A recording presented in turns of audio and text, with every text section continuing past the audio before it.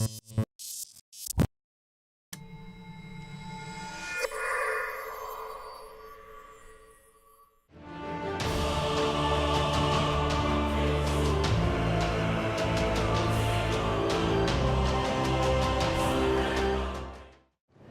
up everybody, welcome back to the Paper Planes channel. This is my Dark Souls 2 Ultimate Walkthrough. We're here at Majula and we're going to visit the Bonfire and we're going to travel all the way over to the Shrine of Amana. This is the only access point we have so far, so it shouldn't be too complicated. Okay, so once we arrive we get to hear the welcoming music being sung to us from down below, and you can actually get a nice view of what's going on below us.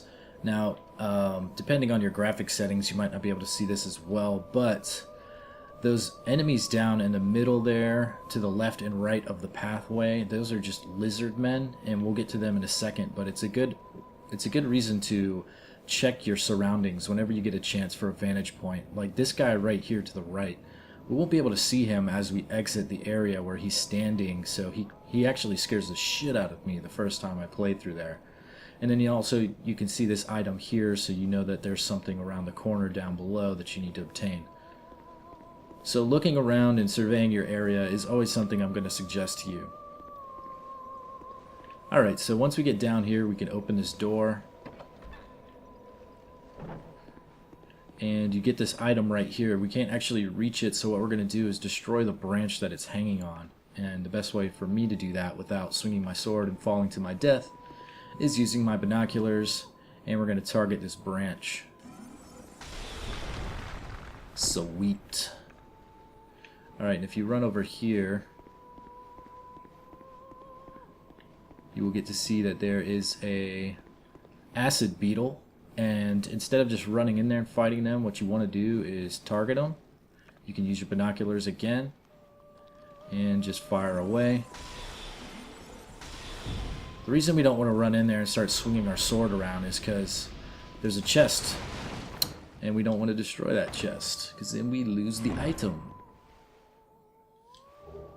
Alright, so we get the Wilted Dusk Herb and the Skeptic Spice. The Wilted Herbs are very beneficial for us because we use sorcery quite often, so that'll replenish some of our usage if we ever need to without having to visit a bonfire. Bonfire! Alright, so we'll continue down the stairway here. Now sometimes you'll hear like a kind of like a chime, and that goes along in conjunction with these gold shimmering flakes, and that's how you know that you're looking at a lizard man. And it's also a good way to determine that you can actually walk in the water to that depth, because the lizard men would actually fall just like you would if the ground was too deep, which is kind of one of the scariest parts about Dark Souls in general. Is if you played the first game and now you're playing Dark Souls 2, you understand very well that water is probably one of your biggest enemies. It slows you down tremendously, and it's very hard to see the ground beneath you, so when the ground does disappear, you're going to fall to your death. There's zero opportunity for you to swim. So what I'm going to do is just get close enough to target the enemy. You want to use your targeting. Using binoculars is really hard to hit the enemy through the surface. So once you do that, they'll come out towards you, and you can see they are literally just lizard-looking people. It's kind of weird. But once you kill that one, you can come in and loot this corpse. And we get a large soul. Very nice. So you can see what I'm saying. If you look down, you can see the ground beneath you. And of course that's great and all, but you also can't really see what's in front of you or behind you. So if you're actually looking forward like you should be, to be aware of any approaching enemies or things that you might come across, it's much harder to see the ground beneath your feet. So here's that guy that I was warning you about. If you just walk forward looking at the stuff in front of you, he's definitely going to scare the shit out of you.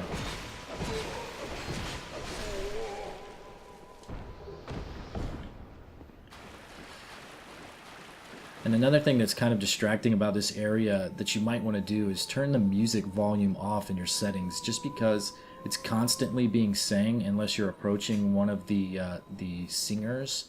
I can't remember what they're called, like Mephistos or something like that. I don't know. Um, but it does take away from your ability to notice the ambient noises surrounding you, like these glittering lizard men sounds.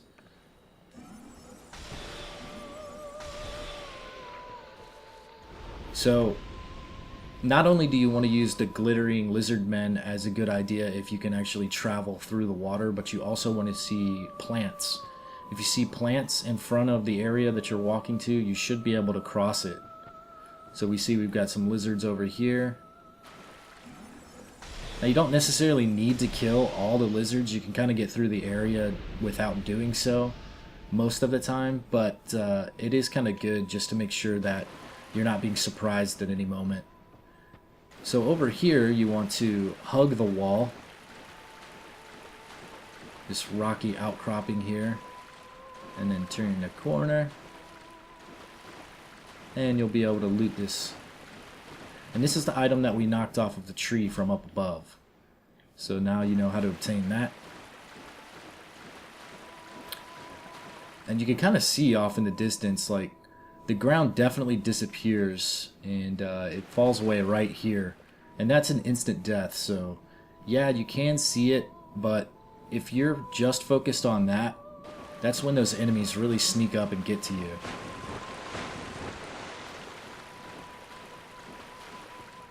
Alright, so we're going to approach more of these lizards here.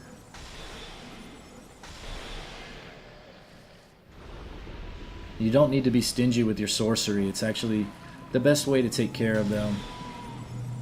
And we'll get to a bonfire before we run out of spells, so don't be worried too much about that. You'll see another guy over here.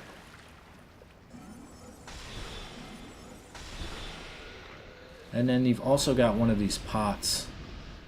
And these are one of those toxic pots, so you can target it with your binoculars, fire at it and destroy it. Get a nice human effigy. Now the singing stopped, and that's a good indicator that you just approached someone. So here we are, we're in this room here, and we've got this NPC to communicate with. And the reason I destroyed that pot is because if you stand too close to the wall over here, or in this next room here, you'll actually get that that poison or that toxic buildup, and you don't want any of that. Alright, so after you finish talking and they identify themselves as the Milfanito, that was kind of close. Anyways, you get the small silky stone if you exhaust all your conversation options. So once you've done that, you're going to exit out this door and be cautious of the enemies to your left here. Well, I was a little ahead of myself. That's actually kind of the next area. Sometimes I get confused while I'm doing this stuff. But you can see here we've got some lizards. Be cautious anytime you exit any door. How about that? That's what I wanted to say. Nice. Alright, so after you kill that enemy, you can turn this corner here and we've got this chest. And this is the same area where that pot was that we destroyed and that lizard man.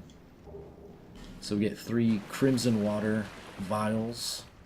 Now, what you're going to have up here is we've got some more clerics, and so as we approach them, we want to kind of draw them out single file.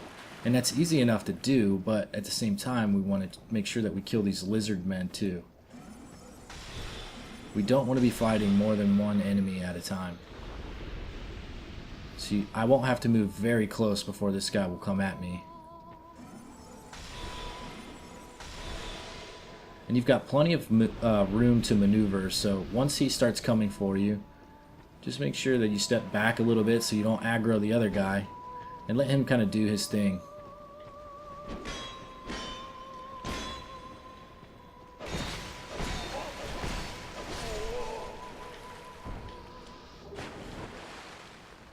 Alright, and we'll move forward some more. Now these guys are pretty far away, so you don't need to worry about them. But once you get in close, this guy's going to come towards you. And you want to step back. You don't want to battle him in the center there because his friend will come to you. Whoops. Man. Once you get 2 swings,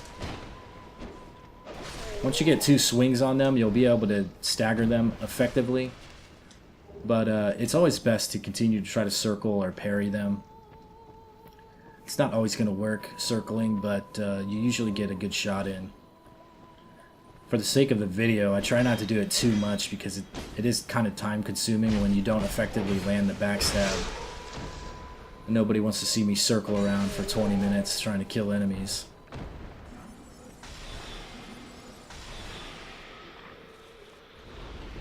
Alright, so we'll come loot the rest of these bodies here.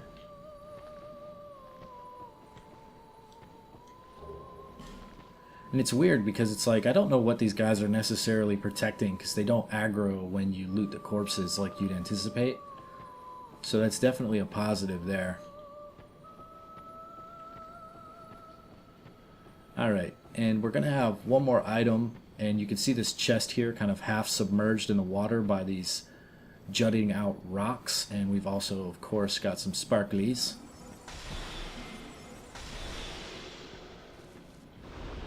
So once you kill him, we'll be able to approach the chest. One dragon charm. Now as you enter, you're going to see all these sparkly shinies, and of course, we know what that identifies, and you don't really need to be worried about those guys, but what you want to do is focus on this dude first. So once you kill the beetle, you can kind of go to your other spells if you're running a little bit low, and you'll always be able to target these guys before they can see you. So there's really no danger at all, as long as you're doing it smart and you're using your ranged attack.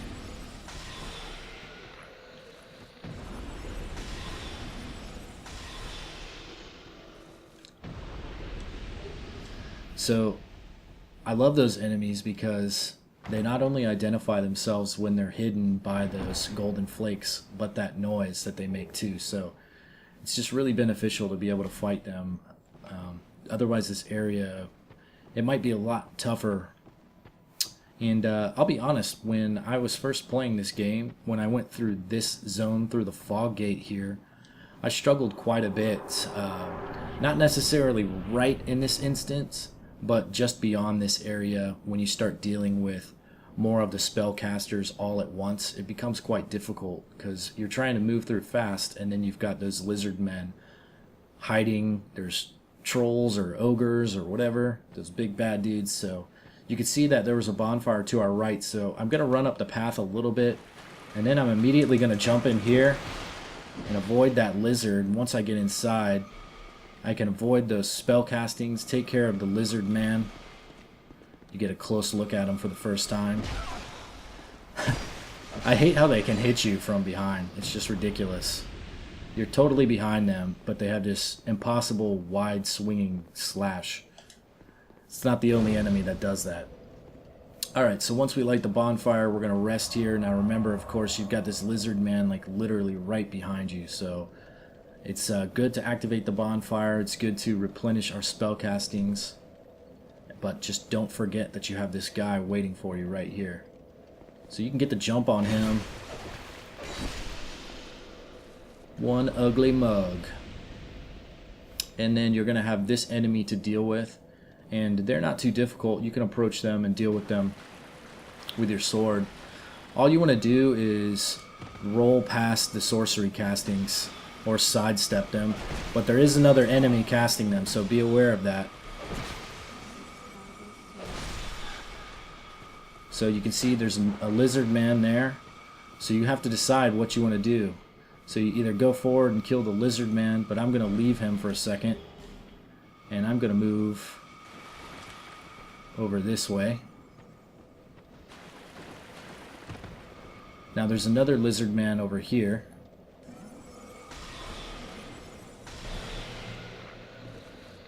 And you don't want to wander too far off to the right here because you will fall in the depths. So basically the guy stops firing at you, and you can use these as buffer while you attack. So you can either use your range from here, or you can continue to advance forward using these pillars as a defense. That's what I like to do. create some separation. Make sure that there's no lizard men coming after you. Now we're a little bit close, so we can pretty much get ready to rush.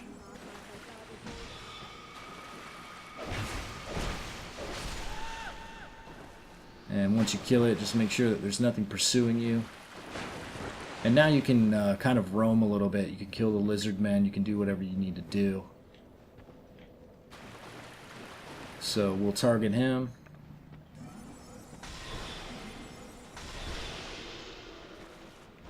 Sometimes if an enemy drops something, it takes a little bit of time for the item to actually reveal itself. So you don't always want to leave an enemy just after you've killed it. Kind of let it linger through its death animation for a second, just to make sure that you actually get whatever it may or may not have dropped. Alright, so after you kill that lizard here, we're going to focus our attention on the ground in between these two pillars. And we've got a Pharros contraption. We're going to use one of our lock stones. And it's going to illuminate this wall right here. And you should know that means to slap at it, but also be careful of the ground beneath you to the right, because it disappears there. So there's no surprises in here. It's a good Pharros contraption. You can open this chest and get the loot. So here we get the Helix Halberd. So that's definitely a nice unique weapon to gather right there. Okay, so after you grab that, you can head back the way that we were.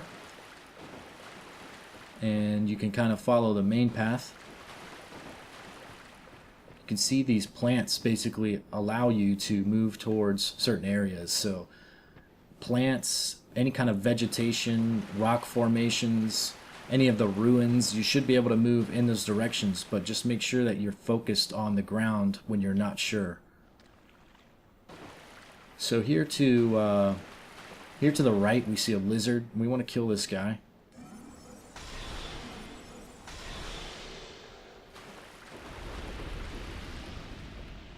And see, the ground is very suspect over here.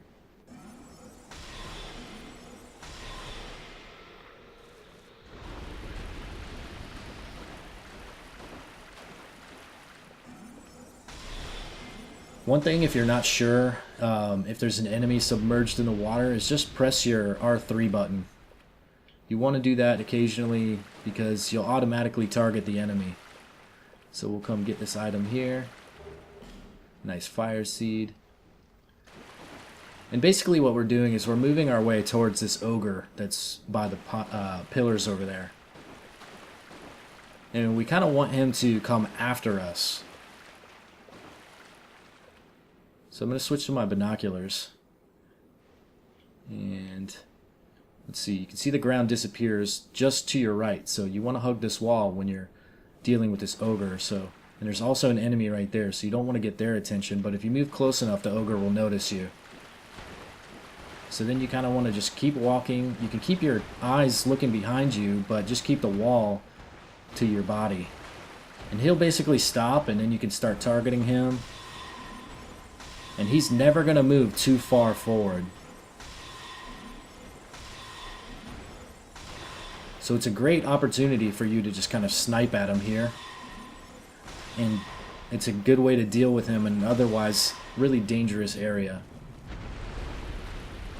So once you're done with that, get off the binoculars. Go back to your melee weapon. Be careful when you're looting. Oh, a common fruit. Hell yeah. So this is another good thing about killing him from this side, is you get the you kind of get the jump on this enemy. You can use your range attack if you want, or you can just rush them and do some melee damage. But you can see just behind them is what looks like a lizard guy kind of floating, and that's definitely what that is. So it may be best to do ranged. They are able to be killed by magic spells, even though they cast them as well. So I'm going to come in and approach. They will target me because we're so loud.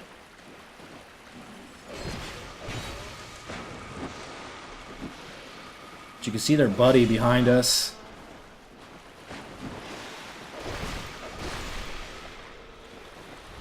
And now we'll be able to kill them. So get to the pillar, heal yourself. and you can just start your approach. When you only have to deal with one of them, they're not that difficult. You can actually just kind of walk by the casting. Make sure that nothing else is pursuing. Alright, we're good.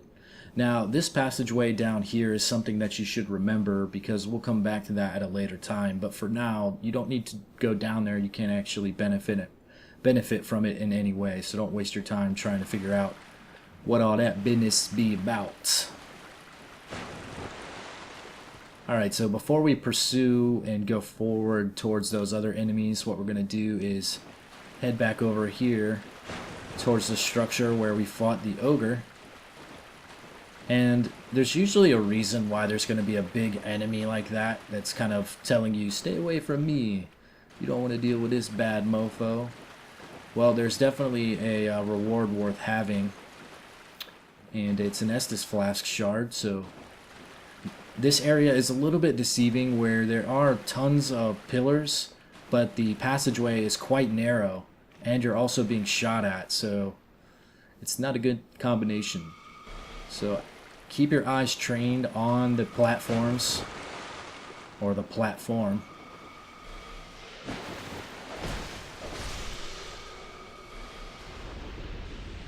And for a while, the side on the right is okay to travel on, but very soon it gets quite narrow on the right side, and you might want to move over to the left. So at this point right here, this is where you really need to be careful. And you start to get fired on by both guys. So what you can do is you can either wait it out until they both stop shooting at you, but really all you need to do is make sure that the one on the left isn't firing at you as you move forward. Now you're able to get a little bit closer and you can target this enemy. And what you can do is scoot to the side a little bit and use your casting. Well, it changed targets on me for some reason. There you go, and you'll actually knock them to their death, and that's how narrow that platform is. You just barely hit them and they fell to their death, so that's one thing that you got to avoid. Also, you can see that I have a catalyst in my left hand as well, so I can take advantage of this platform here and use my left hand to fire, so I stay out of their line of sight.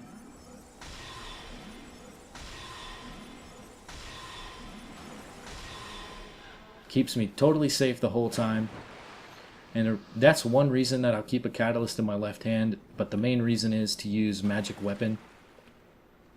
Because you need a catalyst in your left hand to apply it to your right hand item. Okay, so once we get to this item here, we're going to pick up our Estus Flask shard.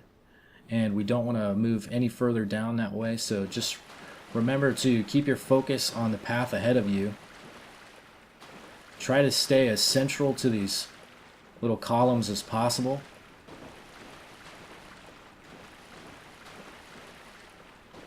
And as long as you stay really close to those columns, you should be good. Alright, so we're mostly in the clear. Now we can just move forward. Now that you're at this vegetation, you're pretty safe.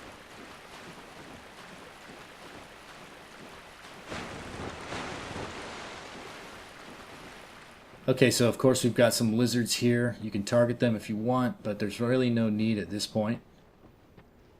I'm going to move into this house. We're moving in. This is my shit now. And here you get a summon sign, and this is a good opportunity to help you if you want to use this NPC to help with the enemies ahead. I probably won't do that because I don't want to risk the NPC throwing off the rhythm at which I attack the enemies. I want to keep them solo as much as I can so I can control the flow of combat. What I'm also going to do is equip a bow from this point on, because we're going to be using this for some high-ranged combat. And you can see here that you need 20 strength to equip the Dragon Rider bow. So if you can't equip that, equip one of your other stronger bows here. I'm going to use my lightning short bow. So we'll go ahead and open the door. And this is the door that I was telling you about, where you've got to watch the enemies to your left immediately. So this guy's going to come at you. So basically just walk back in here and fight them inside so you don't have to deal with the casters that he was standing with.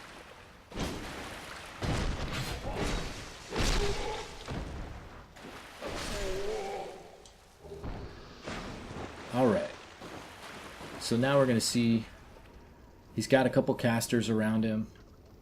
You can hear some of those pots off in the distance there, creating those funky noises.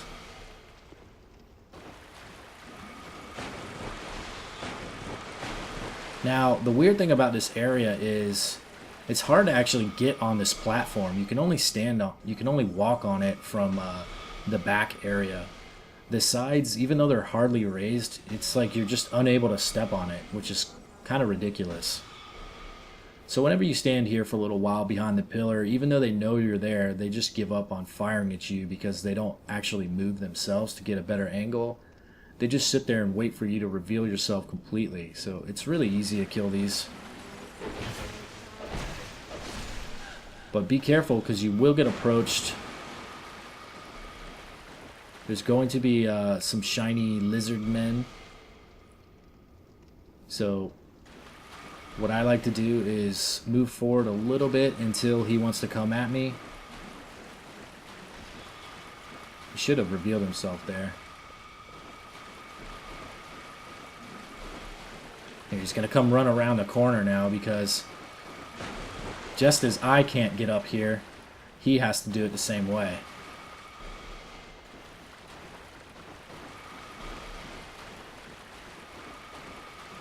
Come on, dude. So now he's a little stuck, so that's going to be good.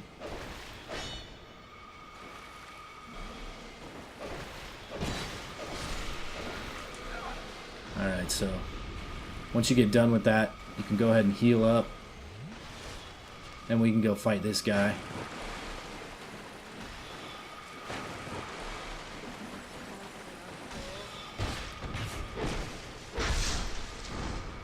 You can hear there's other spells coming at you. This one's from way far away. And this is where we're going to use our archery.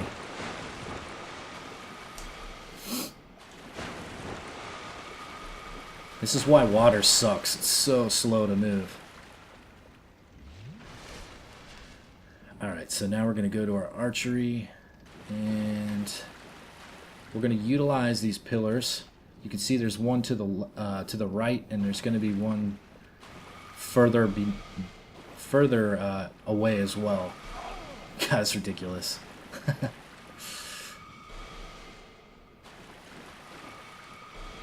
Alright, so from this point, we should be able to target them. So basically you want to move back some.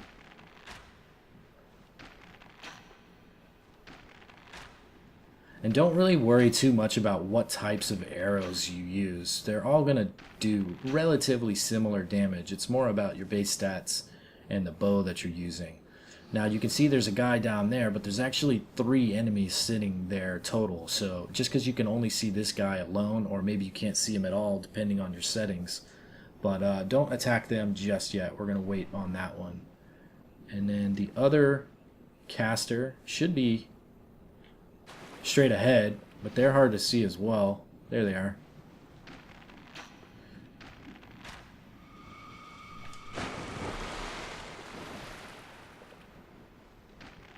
And you can just kind of take that damage if you want.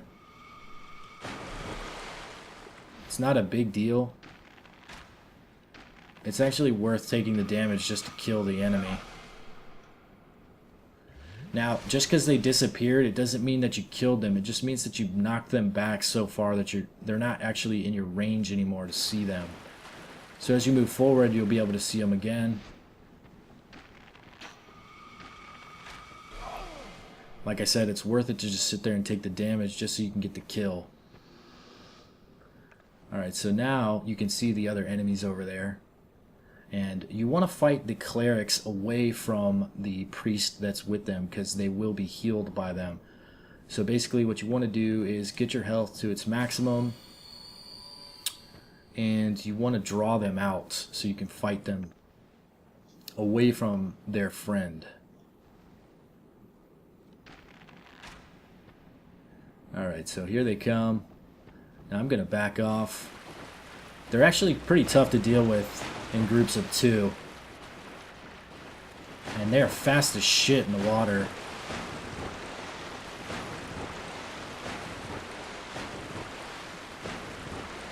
You can see the relentless pursuit that these guys have. So what I do is I try to separate, and I can bottleneck in the door. And the other guy comes in from behind me, little bastard.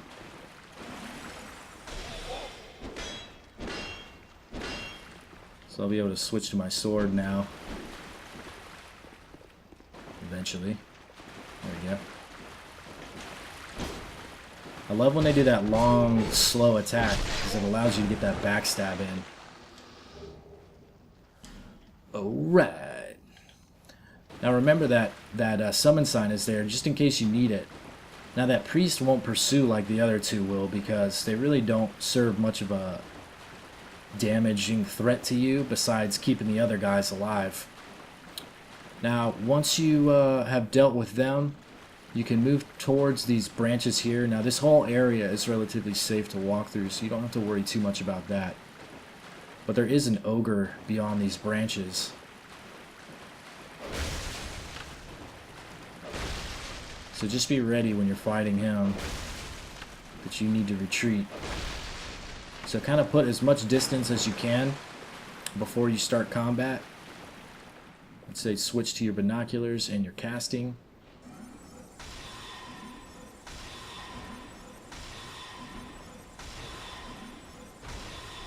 And don't wait till he's too close. Wait till he gets close enough, and then you'll be able to see him retreat. And as he backsteps, you'll be able to fire on him.